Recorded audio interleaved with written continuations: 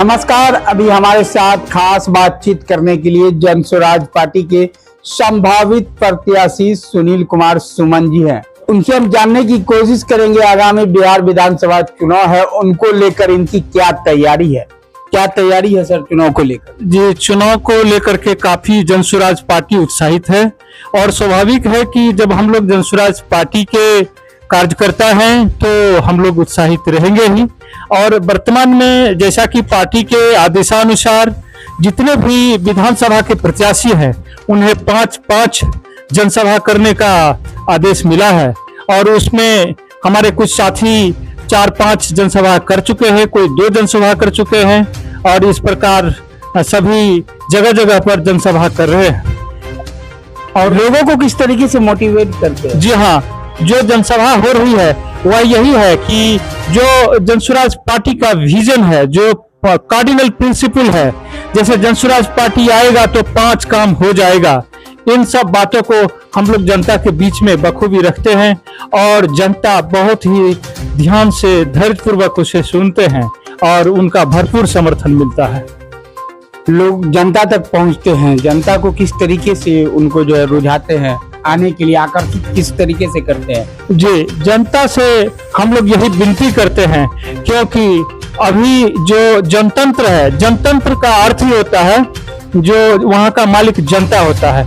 इससे पहले जैसा कि आप लोग जान चुके हैं कि राजतंत्र है तो वहाँ राजा होता था, राजा का बेटा ही राजा हुआ करता था। लेकिन जो अभी जनतंत्र है, आपको मैं बताते हुए बहुत मुझे फक्र हो रहा है कि बिहार ही एक ऐसा है जो लिच्छवी गणराज्य जहाँ से कि जनतंत्र की जर्नी कहा जाता है।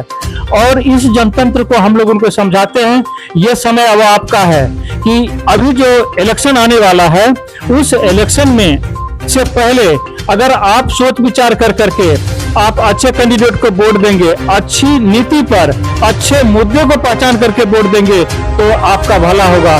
क्योंकि पिछली जो सरकार है 35 साल से बड़े भाई छोटे भाई का 15 साल 20 साल वाला जो कालखंड है उसमें पूरे समाज का बेड़ा गर्क हो चुका है, पूरे बिहार का बेड़ा गर्क हो चुका है।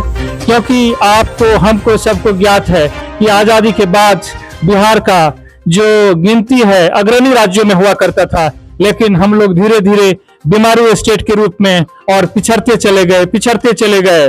तब अब यह स्थिति बन चुकी है प्रशांत किशोर जी आने के बाद कि हम लोग जो हमारा खोया हुआ जो अतीत था उसको पुनः वापस लाएंगे और जो 5 काम है उस 5 काम पर जो हम थ्रस्ट देते हैं हम लोग, तो वो लोग भी बखूबी सराहते हैं और उनका कहना भी है कि ये होना ही चाहिए।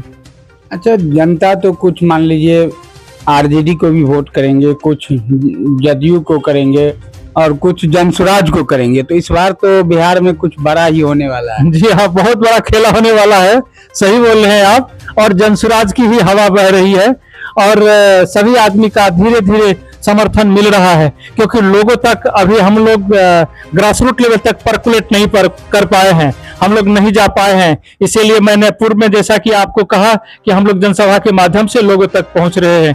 आप ये देखिए ना, पलायन की जो स्थिति है वह किसी से अछूता नहीं रहा है।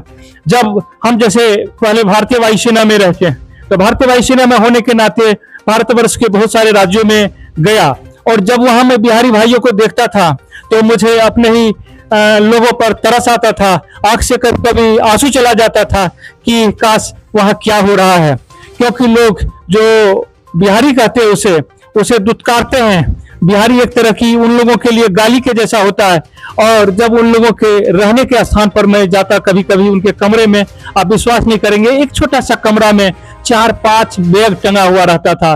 तो मैं वहां देख करके पूछता था कि ये बैग किसका, कहता है ये रमेश भाई का है, ये सुरेश का है, ये उनका है, इम्तियाज का है। तो इस तरीके से वो लोग किसी तरह वहां रहते हैं और जब उनसे पूछा करता कि आप लोग इस तरह से जो पलायन करते हो क्या कारण है, तो वह यही कहते हैं कि जब हमारे पास कोई रोजी रोटी नहीं है, हमारे लिए कोई काम ही नहीं है, तो फिर हम क्या कर सकते हैं, हमें तो पलायन करना ही पड़ेगा, नहीं तो भूखे वहां मरना पड़ेगा। तो जब से प्रशांत किशोर जी आए हैं, जब से वो वादा कर रहे हैं कि हम जो युवा है उनको रोजी रोटी देंगे और किस प्रकार रोजी रोटी देंगे उनका एक विजन डॉक्यूमेंट बना हुआ है। हम लोग जैसे सभा भी करते हैं तो जब हम पंचायत या किसी प्रखंड में जाते हैं तो वहाँ के प्रबुद्ध लोगों से मिलते हैं और उनसे पूछा करते हैं कि आप यहाँ जो है इस पर का विकास किस तरह से करना चाहेंगे, तो वो खुद बताते हैं कि हमारे यहाँ, जिनके यहाँ मकई होता है, तो मकई पर आधारित उद्योग, अर्थात जिनसे हम कॉर्नफ्लैग बना सकते हैं, दाल मोट बना सकते हैं, हॉर्लिक्स बना सकते हैं और कटल फीड बना सकते हैं। लेकिन इन सब चीजों को बनाने की हमारे पास फैक्ट्रियां नहीं है। अरे फैक्ट्रियां होगा कहां से? पिछली सरकारें तो जो फैक्ट्रियां थी उसे भी धीरे धीरे खत्म कर दिया। जैसा कि हम जहां अभी बैठे हैं, इससे मात्र 4-5 किलोमीटर अगर दक्षिण दिशा में जाएं तो वहां पर एक कागज का फैक्ट्री का सपना देखा गया था और वो कागज का फैक्ट्री न जाने कहां काल कलरव में कलवित हो गया। क्योंकि अगर वो कागज का फैक्ट्री होता तो मैं आपके इस चैनल के माध्यम से बताना चाहता हूं कि एक बांस का कीमत कम से कम 2000 रुपए होता। अगर 2000 रुपए का उनसे कागज निकलता तो जरूर कम से कम 1000 रुपया तो मेरे भाई को जरूर मिलता। तो बताइए आर्थिक स्थिति सुधरता कि नहीं सुधरता? तो बिल्कुल सुधरता।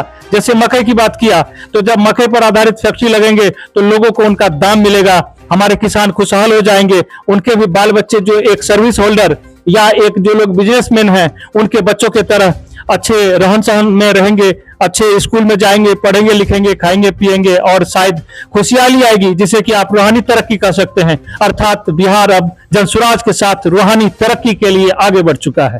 अच्छा, जनता की क्या समस्या आपको नजर आई है? इतना आप क्षेत्र का भ्रमण करते हैं, संभावित प्रत्याशी हैं, क्या जनता का क्या समस्या आपको देखने के लिए मिली? जी हाँ आरजू जी, सही बोला है आपने। जनता यहाँ त्रस्त है यहाँ के ऑफिसर लोगों से। जब जनता क्या होता है कि देखिए, जब आप कोई भी जनता कब बनता है, कोई बच्चा पैदा लेता है, फिर थोड़ा किशोरावस्था में जाएगा, युवावस्था में जाएगा, तो उनका काम पड़ता है सरकार से पला पड़ती है। अगर कोई बच्चा पैदा लिया तो उनके चाहे चाचा है या पिताजी है, उनको चाहिए एक बर्थ सर्टिफिकेट जन्म लेते ही।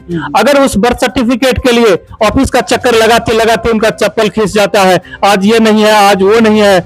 अगर किसी को कास्ट सर्टिफिकेट चाहिए, आज किसी को जो किसान की जो राशि मिल रही है बहुत बार रुक जाता है, तो वो अधिकारी यह कहते हैं कि मैं केवल कुर्सी पर बैठने के लिए, सरकार मुझे दरमाहा देता है, पेमेंट देता है, आपका काम करूंगा तो आपसे पैसा लूंगा। अर्थात ये जो घूस तंत्र, ये जो कमीशन तंत्र चल बैठा है, इससे वो लोग काफी त्रस्त हैं। अर्थात जैसे अगर कहा जाए तो जो हमारे पीछे वाले जो कालखंड था 15 वर्ष वाली सरकार, तो वो क्या कर रहे थे, उनमें गुंडेगर्दी बाहर में हुआ करता था, लेकिन आजकल कार्यालय में अफसर के द्वारा हो रही है। तो इन सब चीजों से त्रस्त है। दूसरी है कि व्यवस्था के नाम पर कुछ मिलता नहीं है। अगर शिक्षा की बात करें, विद्यालय में जाते हैं, आज ही मैंने एक विद्यालय का विजिट किया है, उस विद्यालय में 6 शिक्षक हैं, लेकिन मुझे कहते हुए ताज्जुब हो रहा है, और आपको भी पता है और सभी लोग जानते हैं 6 विद्यार्थी भी उसमें नहीं था। केवल मैंने शिक्षकों से परिचय किया, आप कहां से आते हैं, क्या करते हैं, लेकिन उनके पास कोई विजन नहीं है, कोई काम नहीं है।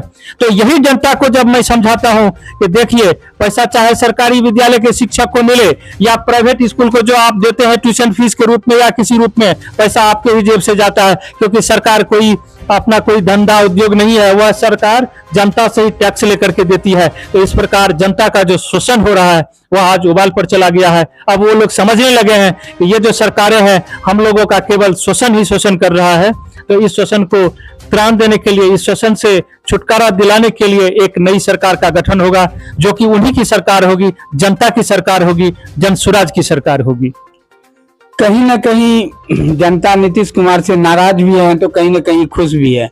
खुश इसलिए है कि नीतीश कुमार जी एक ऐलान कर दिए हैं कि अब जो है लोगों को बिजली बिल जो है नहीं देना पड़ेगा, 125 यूनिट बिजली बिल वो फ्री किए। जी हाँ, ये जो फ्री वाली बात है, इसको फ्री वेल्स कहते हैं। फ्री वेल्स किसी भी समाज, किसी भी राष्ट्र या किसी के देश हित में नहीं होता है।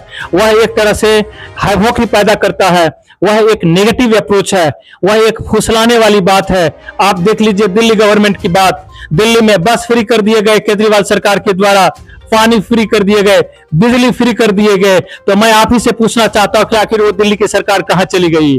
तो अभी सरकार को चलाने के लिए रेवेन्यू चाहिए, आप फ्री में वो नहीं देना चाहिए जिसको कि वो लोग दे रहे हैं, वो पुनः जनता को गुमराह कर रहे हैं। और मुझे लगता है कि जनता भी अब इस बात को समझ चुकी है, क्योंकि जो फ्रीवेल्स की बात है वह पहले की कुछ लोग या कुछ पार्टियां उसका इस्तेमाल कर चुकी है। तो मुझे नहीं लगता कि इससे काफी फर्क पड़ेगा। हाँ, जहां तक बात है कि आप जो अभी कहे कि वृद्धा पेंशन जो 400 से 1100 रुपया किया गया, इसके लिए जब जनसुराज पार्टी बनी तभी एक विजन डॉक्यूमेंट तैयार किया गया कि जनसुराज आएगा तो 5 चीज हो जाएगा। उस 5 चीजों में ये था कि वृद्ध जनों को जो सम्मान राशि है, हम लोग पेंशन भी उसे नहीं कहते, पेंशन तो हम जैसे रिटायर्ड एयरफोर्स से है तो हमको 40,000 50,000 पेंशन मिलता है, that is not a pension, but they are getting the सम्मान राशि, ऑनरी उसको देते हैं कि जब वो वृद्ध हो गए, जो अपने जीवन काल में कुछ किए तो उसको, तो 400 राशि एक तरह से भीख के तरह था। तो हम लोगों ने 2,000 रुपए का, या हमारे जो प्रशांत किशोर जी हैं जो प्रणेता है, उन्होंने कहा कि 2,000 रुपया हर वृद्ध को मिलेगा। तो उसके बदले यह अपना कैलकुलेट करते हुए किसी तरीके से 1100 रुपए किया। 1100 रुपए भी ठीक नहीं है, जनसुराज आने से यह 2,000 रुपए हो जाएगा। और दूसरी बात, बिजली की जहां तक बात है तो बिजली उत्पादन और जहां तक वितरण है, जब इतनी महंगी है तो आखिर उनको क्या चुनाव आ गया तो अभी आन पड़ी कि हम इसका बिजली का दाम बिल्कुल जीरो कर लें या बिजली मुफ्त कर दें, ये कर दें वो कर दें, जितना जो कुछ भी है ये सब लुभाने की बात है। और फिर वही कुछ करेंगे, इधर से कान पकड़िए या उधर से, इधर बिजली फ्री करेंगे, उधर पेट्रोल में दाम बढ़ा देंगे, उधर नमक का दाम बढ़ा देंगे, उधर जो भी जरूरत की चीजें हमारे बुनियादी चीज बिस्किट का दाम बढ़ा देंगे और फिर वो वसूली करेंगे। लेकिन कहीं ना कहीं जनता से ही वसूली करेंगे। इसीलिए अब जनता को जाग जाना चाहिए और जनता को पूर्ण रूपेण ये समझ में आना चाहिए कि कौन सी सरकारें या कौन से जो नैतिकवान चरित्रवान नेता है उनका भला कर सकता है, सेवा कर सकता है, उन्हें ही मत दे करके विधानसभा भेजना चाहिए। क्योंकि अभी आप देख रहे होंगे कि यह राजनीति का जो पवित्रांगन है वह इन बाहुबलियों से और इन उछले लुच्चे लफंगों से भर चुका है, जिन पर कि अपराध का, रेप का पता नहीं कितने कितने उन पर इल्जाम लगे हुए हैं, और वो लोग हमारे विधानसभा जाते हैं और वो राज करते हैं। तो इसी के क्रम में हम तो लोगों से भी हाथ जोड़ के विनती करना चाहूंगा कि जब कभी भी आप वोट दें या जब कभी अपनी सरकार चुने तो आप ऐसे नौजवान को चुने जिनका की छवि स्वच्छ हो, जिनमें की समाज सेवा का भावना हो और जो कि देश और समाज के लिए कुछ बेहतर कर सके। कहीं ना कहीं देखना दिलचस्प होगा, आगामी विधानसभा चुनाव है, अब देखते हैं जनता किसके सर पे ताज सजाती है, चाहे वो जनसुराज हो या इंडिया गठबंधन हो, तो देखना दिलचस्प होगा। बहरहाल इस खबर के प्रति आप लोगों की क्या राय है? अगर आप हमारे चैनल को यूट्यूब पे देख रहे हैं तो उसको आप सब्सक्राइब करें, अगर आप फेसबुक पेज को देख रहे हैं तो उसको आप फॉलो करें। खबर आपको कैसा लगा कमेंट बॉक्स में अपनी प्रतिक्रिया दें और मुझे दीजिए इजाजत। आरजू अंसारी, देसी समाचार 11। जय हिंद, जय बिहार।